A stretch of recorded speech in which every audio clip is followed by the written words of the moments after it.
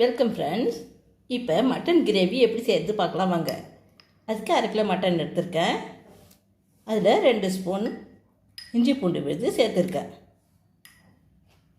அது கூட ஒரு 1/4 ஸ்பூன் அளவுக்கு மஞ்சள் தூள், ஒரு 1/2 ஸ்பூன் அளவுக்கு டாட்டா சால்ட் சேர்த்துருக்கேன். இதை பாருங்கள், இது எல்லாத்தையும் கலந்து அடுப்பில் வச்சு குக்கர் போட்டு மூடி ஒரு 8 விசில் வைக்கிறேன். என் குக்கரில் மட்டன் 8 விசில் வச்சா தான் வேகும். உங்கள் குக்கரில் எத்தனை விசில் வச்சா வேகுமோ அத்தனை விசில் வச்சுக்கோங்க.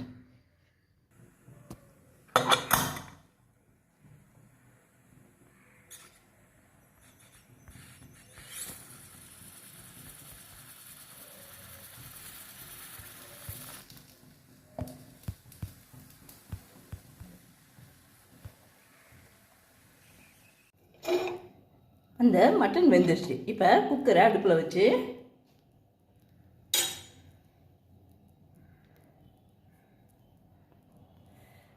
ஒரு 5 டேபிள் ஸ்பூன் அளவுக்கு எண்ணெய் ஊற்றணும்.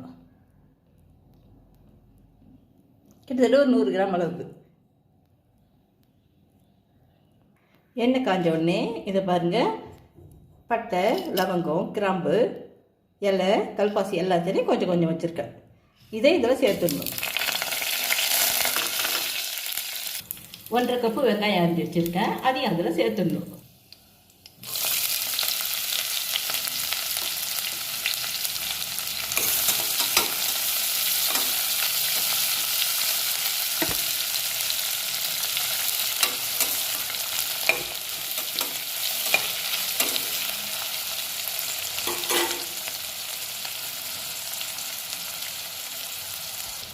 இது பாருங்க, அது கூட ஒரு 15 பல் பூண்டு, கொஞ்சம் கருவேப்பிலை சேர்த்துடணும். சேர்த்து வதக்கணும். இதை பாருங்கள், இந்த அளவு வதங்கின உடனே இஞ்சி பூண்டு விழுது ஒரு 2 ஸ்பூன் போடணும்.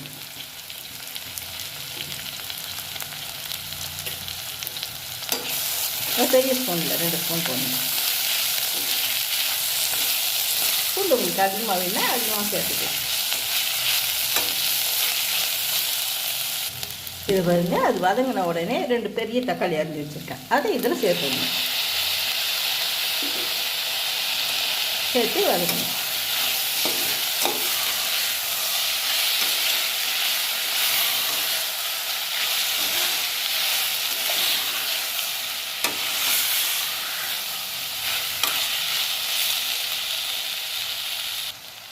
இந்த அளவு வதங்கின உடனே கறி வேக வச்சுருக்கோம் இல்லைங்களா, அதை இதில் சேர்த்துக்கணும். மட்டன் வேக வச்சுருக்கோம் இல்லைங்களா, அதை இதில் சேர்த்துக்கணும்.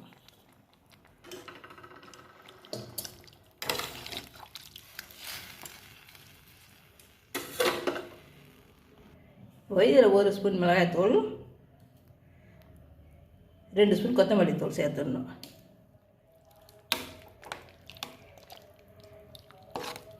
சேர்த்து கிண்டிடணும்.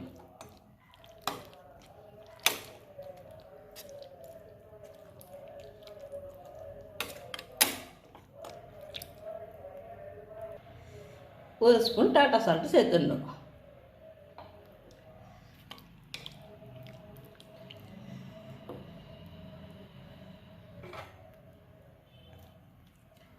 சேர்த்து கொதிக்க விடணும். இது பாருங்கள், மட்டன் கிரேவி ரெடி. இதில் கொஞ்சம் பொடிசா நறுக்கின கொத்தமல்லி தழையை தூவிடணும்.